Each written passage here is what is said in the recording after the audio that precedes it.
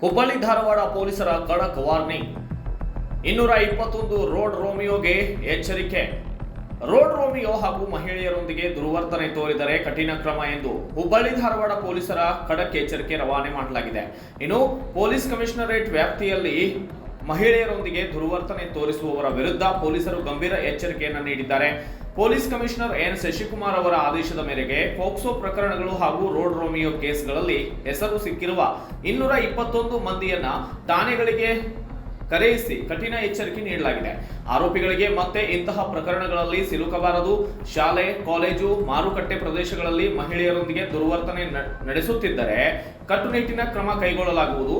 ಈಗಾಗಲೇ ನಿಮ್ಮ ವಿರುದ್ಧ ಪ್ರಕರಣಗಳಿವೆ, ಹೀಗಾಗಿ ಸಮಾಜದಲ್ಲಿ ಒಳ್ಳೆಯ ರೀತಿಯಿಂದ ಬದುಕಿಕೊಳ್ಳಿ, ಇಲ್ಲದಿದ್ದರೆ ಕಠಿಣ ಆಕ್ಷನ್ ಎದುರಿಸಬೇಕಾಗುತ್ತದೆ ಎಂದು ವಾರ್ನಿಂಗ್ ನೀಡಲಾಗಿದೆ.